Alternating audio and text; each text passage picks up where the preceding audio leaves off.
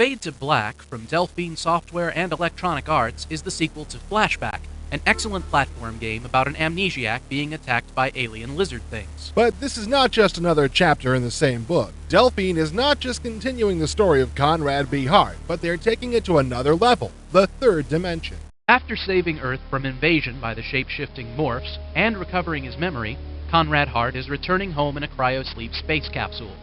50 years after the original trouble with the morphs, they find him again, wake him up, and put him in a penal colony on the moon called New Alcatraz. The good news is, you're not alone. This groovy goateed guy is named John O'Connor, and he wants to help you escape as long as you agree to help out a bunch of humans who are rebelling against the morphs. Gee, yeah, I think I can manage that. Now, right from the beginning, you're going to notice that this doesn't look much at all like Flashback. You mean the way that was flat and this is not? Yeah, I think they get the picture. Given the polygon construction and the shifting camera angles, the closest thing I've seen to this is the Alone in the Dark series, but there's a lot more polygon action here, and the perspective flows instead of just cutting from angle to angle. When the bad guys gloop into the picture, you toggle into combat mode and the camera pulls in for a nice over-the-shoulder close-up.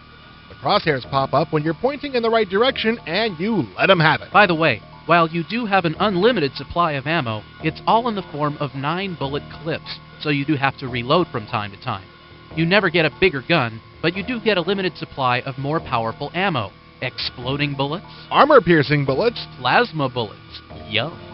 Instead of using a variation on the Doom standard interface, Fade to Black uses the number keypad, and it uses every key on there. It may take a little while to learn, but it's all very well laid out, and there are so many cool things you can do. Walk, run, peek around the corner, duck, jump, take a small step forward, sidestep, spin 180 degrees, and throw bouncing mines. Whee! And it all goes so fast and smooth.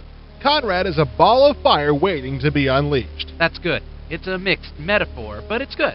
Of course, we should talk about dying since it may be the coolest thing about this game. Instead of measuring health, you have a meter that tells how much energy is in your personal shield.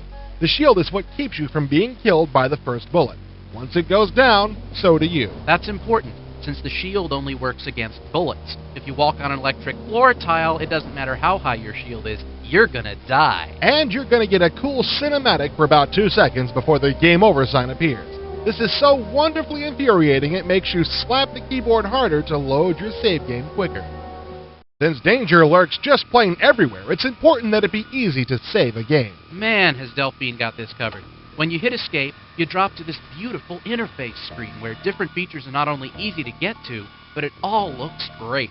This little capsule is the most creative options menu in the universe. Just as impressive is that every option except the difficulty setting can be toggled by a function key while you're playing the game. And that includes screen resolution. By the way, don't get the idea that you miss out tremendously in VGA 320 by 200. The graphics are supposed to look boxy. Like the original Flashback, not everything you do in this game is a matter of running down corridors, pushing buttons, and killing lizards. Each level has a main mission, and many of them have sub-missions as well. You may have to sabotage a defense computer or escort an old scientist to the safety of the teleporter. You have a communicator that keeps you informed and hangs on to your instructions so you can look at them at any time.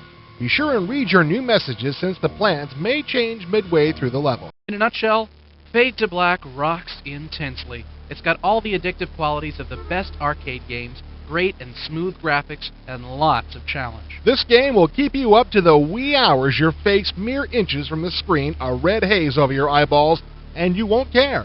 If you have any liking for shooter-type games, this will knock your socks off.